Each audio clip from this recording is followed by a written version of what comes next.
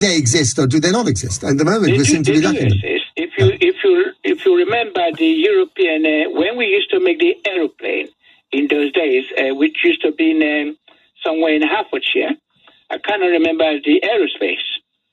So we have all this technology in place. I mean, electronic communication started from this country. That's what they call internet today. Yeah. When I was working in a local authority in the 80s, they call it electronic communication. That is when I started using computer. We develop it here. The American then make it a worldwide thing, but the technology is available if you want to control it. But the problem we have is we offshore everything in this country. Yeah, so all the technology, everything, because we just want to get things cheaper done. Well, this is a big argument, not just, by the way, in the world of AI, but in the world of investment. You know, the number of companies that are not listing on the London Stock Exchange, but would rather do so in New York or elsewhere has grown exponentially. And that is one of the things that Rachel Wiesen will discuss out in the next hour, is trying to rectify with her visit to China this weekend, attracting Chinese investment to the UK instead of seeing it go elsewhere, especially to the US. You know, is that even feasible? Tay in Clapham, thank you very much for the call. Let's move on to the other subject that I flagged up earlier on, which is, of course, the subject that we have to talk about a lot these days, and that is the future of the war in Ukraine. Now, we know that Donald Trump has reached out to Vladimir Putin to say, let's meet Vladimir and discuss Ukraine, and Vladimir Putin, or rather the Kremlin, has responded and said a meeting is being planned for, as soon as he gets into the White House. That is Trump, not Putin. But we don't know when, whether it's going to be at the beginning of February or, March. We don't know. But the point is that the two of them will discuss Ukraine, and you kind of wonder whether Ukraine, or to what extent Ukraine will be allowed to participate in talks about its own future, about its own sovereignty, about its own country. I would have thought that in order to, avoid a kind of Versailles moment where the victorious allies talked about Germany, then punished it, and we knew the consequences of that, it would be very good, essential, in fact, for Ukraine to be involved in this somehow as well. So let's talk to Chris Henmeyer. He's a humanitarian worker who's founder of the charity In the Trenches, which provides equipment, clothing and food to military units on the front line in Ukraine. Good morning, Chris. Matt, nice to be here. So you have a lot of contact with people who've actually been fighting this war for the last almost 3 years. How do they feel about the impending reality of Donald Trump and the White House talking to Vladimir Putin? Well, I think in general, people feel slightly more sanguine about the arrival of Trump in the White House than they did over the last 2 years of the Biden administration, simply because of the very slow pace of arms and funding that Washington delivered to Kyiv. So, in a sense, they're simply excited that something new is happening that might break the deadlock. Now, of course, that could turn out very badly as well. It's unclear at this point what Trump actually plans, and his many advisors have floated ideas, but we don't in fact know, and we won't know probably for several weeks. But it is possible that what he comes up with is not nearly as disastrous as many people had predicted a year ago. I mean, I'm saying it's possible. It is not by any means probable or inevitable. It is indeed possible. I think, if we're looking at likelihoods, probably what will happen is that there will continue to be a large flow of arms and other support to Ukraine to give them the strongest possible negotiating position. And then perhaps negotiations will begin, and they will be long, drawn out, very slow and painful affairs, but probably will begin sometime in the middle of this year. And of course, Biden has been ramping up the dispatch of military equipment to the Ukraine. Many would argue, perhaps you yourself, belatedly, but he's been doing it in the last few months, hasn't he, before leaving office? Well, he has, but of course he's left money on the table, which is really disgraceful, in my opinion. That money should have been moved out the door months ago, and there were enough people telling him that had to happen, and yet the administration continues to be quite slow. I mean, I think the Biden administration would say that one of its successes on the foreign policy front has been the way that it handled the Ukraine war. What would you say to that claim? I would say they're wrong. The Biden administration has done just enough to keep Ukraine in the fight, but not enough to allow them to win or to place them in a strong negotiating position. I'm unclear why that is. It's an administration rife with foreign policy experts, at least self-proclaimed ones. But that's the situation we have now, and it's not an enviable hand that the Ukrainians are playing. I guess they would say the reason why they've practiced this caution is because they're afraid of baiting the Russian bear too much and igniting some kind of global, possibly nuclear conflict. Yes, that's indeed what they would say, and I'm not sure there's any evidence to support that. In fact, many have said that the Chinese have very specifically leaned on Putin and told him, don't you dare press any kind of nuclear button. So, this is all pretty much speculation. And if that's the case, if the Biden administration has been too soft on Russia and too cautious with Ukraine because of these nuclear fears that, as you and many others have said, are unfounded, is there anything that suggests that Trump will be tougher on them, or tougher on the Russians? Well, with Trump, everything is personal. It all depends upon whether he feels that he's been accorded sufficient respect. And I'm quite happy to see the Russians have actually treated him somewhat dismissively since he was elected. There have been a number of occasions where they had an opportunity to reach out and sort of curry favor with him. They've avoided doing so. All they've said so far is, yes, there are talks underway to begin a summit with Trump and Putin, but we have nothing more than that. And they've been quite clear, the Russians that is, that their initial requirements of this war remain unchanged. The absurd notion that Kyiv is run by neo-Nazis and that they must be dethroned, the notion that huge chunks of Ukraine must remain under Russian control, in fact, more territory than they control now, that NATO basically disarm, demilitarize, and not join NATO. None of these are positions that can be acceptable to the Ukrainians,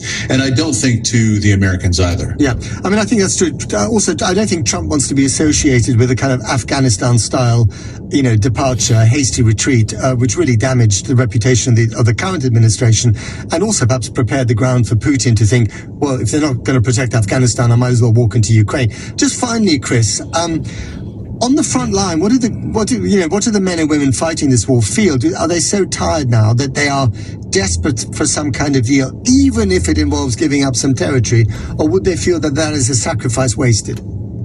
I think it depends on your audience. Men and women on the front line do not want to give up territory, not a square meter. Generally speaking, the Ukrainian population is more open to giving up some territory than they would have been a year or 2 years ago. But I don't think they're exhausted to the point that they're ready to collapse neither the society nor the armed forces. And let's remember, the Russian forces are also deeply, deeply wounded. They've been bleeding white, over 1,000 troops per day lost, either killed, missing, or injured. So it's not as if Russia has huge numbers of people to throw into this fight without going for a general mobilization, which Putin has avoided doing so far. Good point.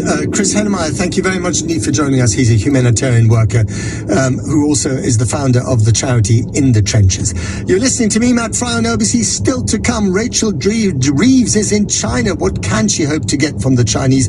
Are we low-hanging economic fruit for them with our own economic woes here? The Tories say she shouldn't be there at all. She's wasting her time. She should be sorting out the mess here. On the other hand, why shouldn't she be talking to the world's second largest economy? And Parliament returned this week to find Westminster dominated by rows over a billionaire on a tweeting bender against the government. How can our politicians everywhere operate if every move gets a sharp-tongued lashing from your man Elon Musk? I'm Matt Fry. This is LBC. It is now precisely 11 o'clock.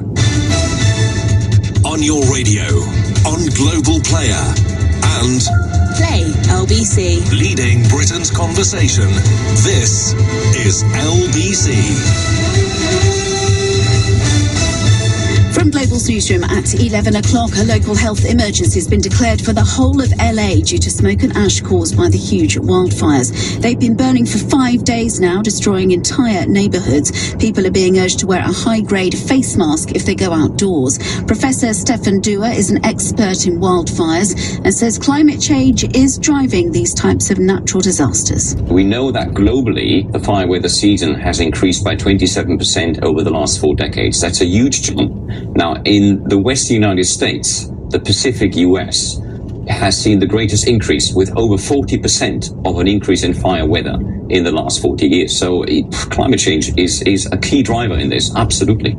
The Chancellor, Rachel Reeves, says she's reached agreements with China worth £600 million to the UK economy over the next 5 years. We have worked to lift market access barriers across a range of goods and services, including unlocking a package in agri-food, which is set to boost UK trade with China.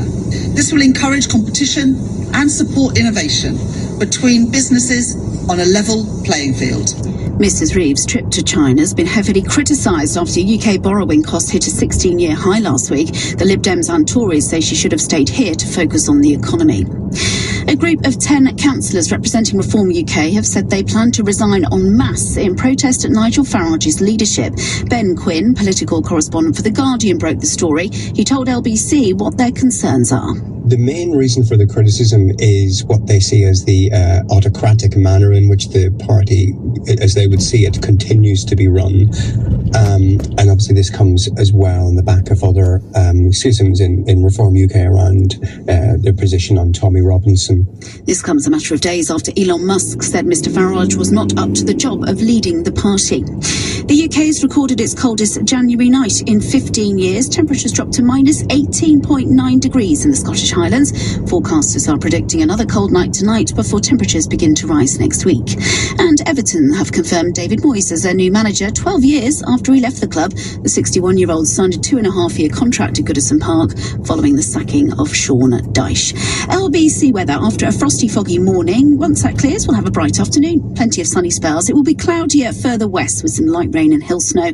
Highs of 7 degrees. From Global's newsroom for LBC, I'm Jenny Barsby.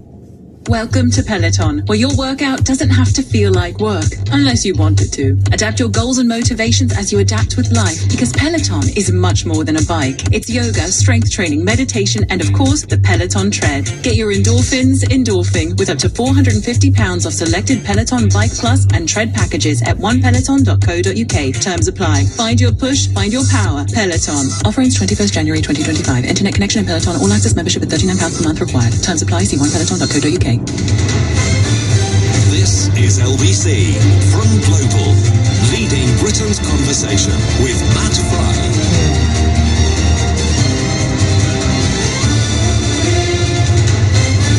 So on the domestic political and economic front, there are a couple of things going on this week which are fascinating. One is, of course, Rachel Reeves' visit to China. She's there this weekend. She was talking to business leaders in Shanghai and Beijing.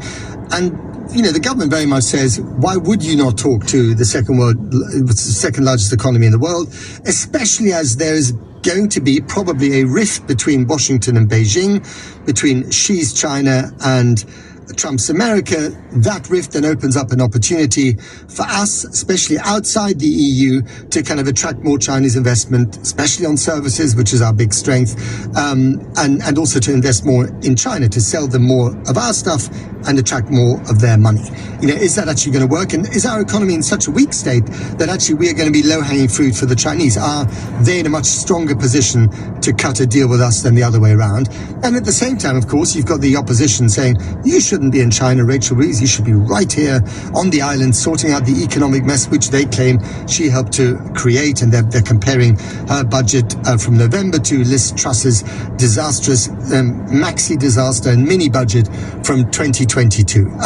Is that fair? And why shouldn't she be going to China? You know, the economy is not just going to sort itself out over the weekend, but this trap has been long in the planning. Let's just listen to what Rachel Reeves had to say this morning. This economic and financial dialogue marks an important step in restabilising UK-China relations, which the Prime Minister, Keir Starmer, Foreign Secretary David Lammy and I remain committed to. Through pragmatic, consistent engagement and working within the rules-based international system, our two countries can work together on areas of mutual interest in the interest of our citizens, whilst also being frank and open with each other when we disagree. Okay, what stands out for me there is the phrase rules-based international system, as the rules are being torn to shreds, not just by the incoming administration in Washington, but also by some of its best friends, most notably Elon Musk. And we'll talk about that later in the program as well. How do you, as a democratic politician, guard yourself against, you know, the muscle of Musk, the interference of Musk into your domestic political affairs, whether you're here in this country or indeed in Germany? And we'll speak to a German guest later on, because of course there the Germans have elections coming up in February. We don't have elections, and unfortunately for Musk, you know, the king is not about to intervene in what goes on in politics in this country. Let's first of all speak to Dan Hodges, columnist for the Mail on Sunday. Good morning, Dan. Good morning. Is Rachel Reeves right to be in China this weekend? Yes, I mean, I think she is. I mean, obviously, we're all aware of the significant economic problems that we've got in this country, the significant economic headwinds that we're facing. But going as you've pointed out and she's pointed out, but going to one of the biggest global economies and trying to broker deals that can assist with the UK economy is entirely sensible. It's obviously, I understand, the optics. We talk about the optics. The optics are not perfect given what's happening more broadly, but the idea that by cancelling her trip, that would have somehow stabilised the markets. That would have sent completely the opposite message. That would have sent the message, Rachel Reeves and the government are now starting to panic, and that would have simply poured petrol on the flames. But the fact that the Tories are getting on about this, and I heard Tom Tugendhat, the former security minister, on a rival radio station this morning making this point, she shouldn't be there and she shouldn't be kowtowing to the Chinese. It's a political scene that they're exploiting, but actually also laced with hypocrisy. Yes, because that was not the previous government's policy. The previous government itself was criticised. Rishi Sunak, James Cleverly, they were themselves criticised for adopting what was seen as an excessively pragmatic approach to the Chinese. Now, I think the criticism of China's human rights record, China's increasingly aggressive and expansionist international policy is legitimate. But the reality is we have to engage in a pragmatic way with the Chinese, and we have to, if you like, set aside the economic realpolitik from some of the diplomacy. And where I do find it hypocritical is if you look in relation to Trump and the election of Trump, we're consistently being told the government can't be ideological, the government has to be pragmatic, the government has to see the world that it is, the government has to engage with Trump because he's a major global player, rightly in my view, but the same attitude has to be taken with the Chinese. We have to be confident with the Chinese, we can't compromise with the Chinese in certain areas, but looking for economic engagement with the Chinese and one of the world's largest economies. And if we weren't doing that, we'd be cutting off our nose to spite our face. But we also know that the Chinese have become much more robust at pushing back against any criticism on human rights. They did it with Canada, they did it with Australia, with some pretty severe economic consequences for the time. But do you think we should be bringing up these issues that, in a robust way, as one could argue, any Labour government should? No, absolutely. I mean, all governments should, and I think that is where I do agree. We cannot temper our criticism of China's human rights record, China's broader agenda. That's something we absolutely have to do. But equally, as I say, people are slightly hypocritical because then we are then told, but when it comes to engaging with Trump, Labour ministers need to temper their language and temper their rhetoric. We obviously have relationships with lots of regimes around the world whose human rights records are frankly appalling, but we understand we have to have a pragmatic level of engagement. So we have to obviously speak openly and candidly with the Chinese. We have to call out their abuses where we see them, but the idea that we should just cut ourselves off and start engaging in some sort of Cold War with China at the moment, I think is very naive. I mean, I don't know if you ever played that game Risk. I used to play when I was much younger, and it's just it's all about all this geopolitical stuff that could go wrong. We seem to be, just to broaden it out for a minute, in the middle of a kind of, epic game of Risk. You've got, China increasingly assertive on the global stage. You've got Trump possibly going rogue on the global stage. You've got the EU, with its own problems internally, and we're not a member of that gang anymore. Where does all that leave so-called global Britain? And is the Prime Minister adept enough at kind of not panicking, when you look at the Risk playboard?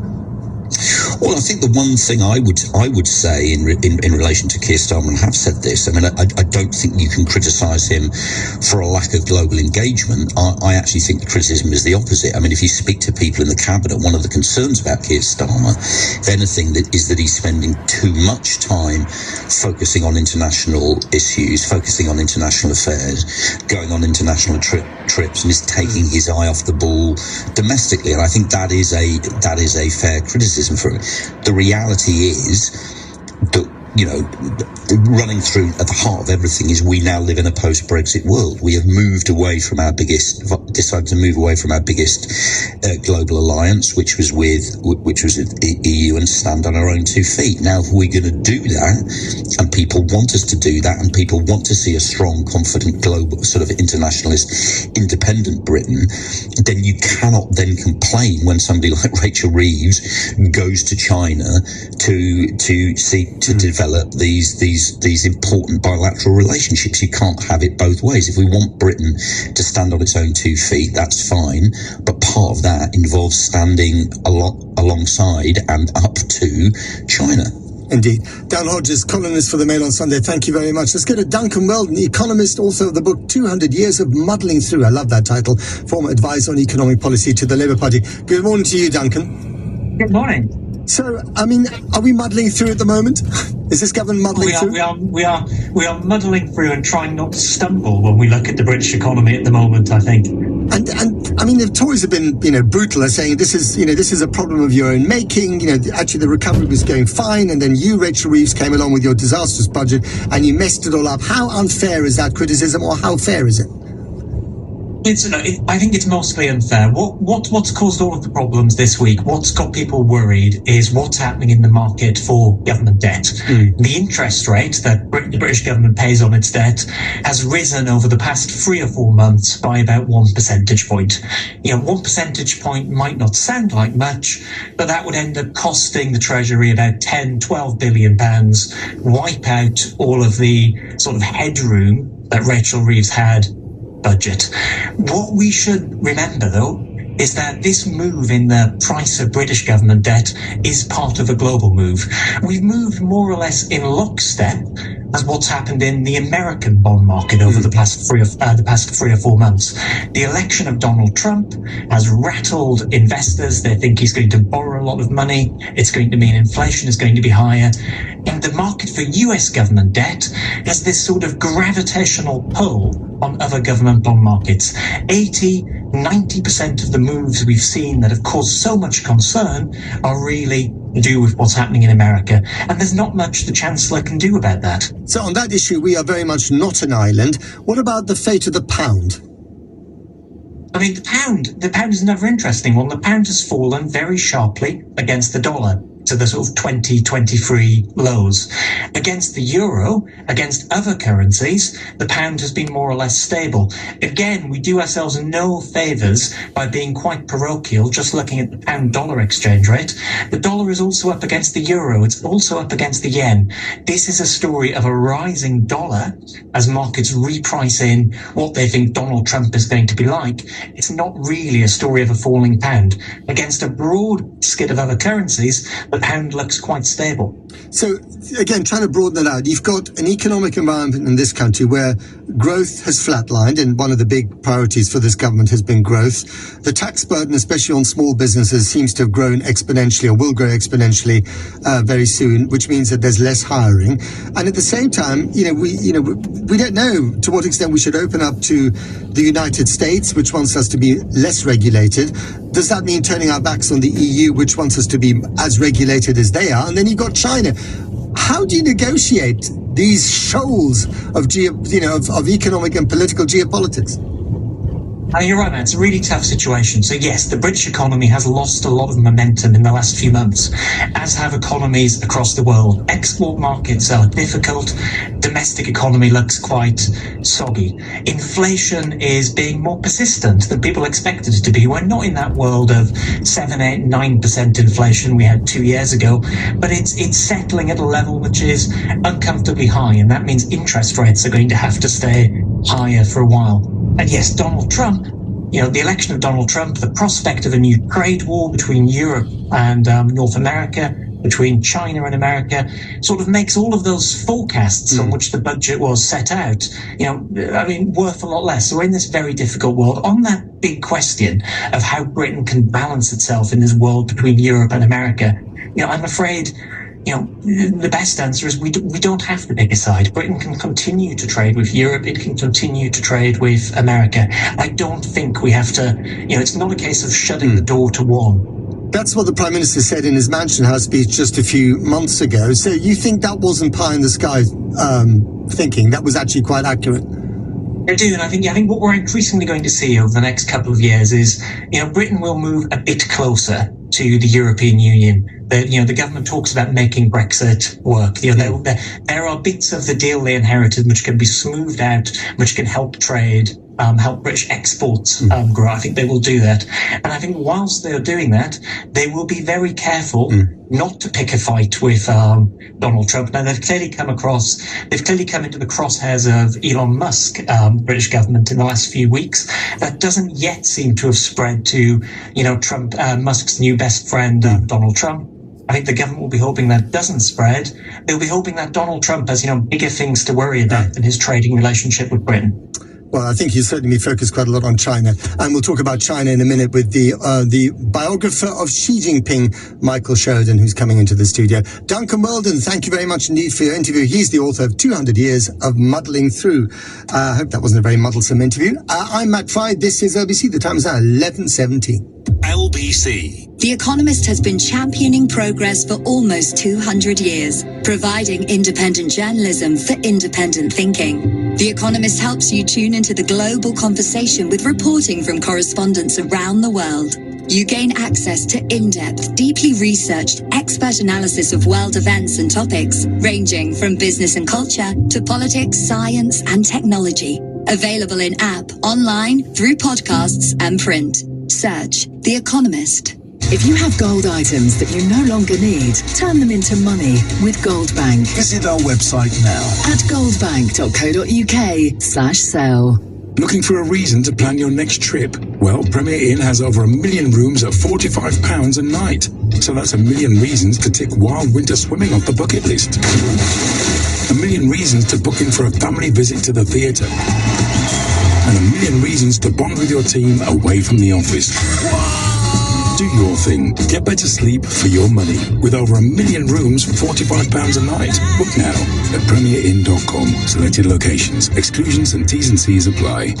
Angela Rippon, what are you doing here? I've come to tell you about using energy flexibly, Albert. Flexibly? Yes, smart meter owners could get rewarded for moving their energy use, like doing the laundry at off-peak times. So I don't need to do the splits? No, Albert. Nobody wants to see that. Get rewarded for using energy flexibly, only with a smart meter. Search Get a Smart Meter today. Eligibility and availability vary. Consumer action required. Reward schemes and tariffs available to selected customers from selected suppliers. At Morrison's, we've price matched hundreds more products to Aldi and Lidl like coffee, milk, bread, pasta sauce, olive oil, chicken breast fillets, washing up liquid, carrots, onions, bananas.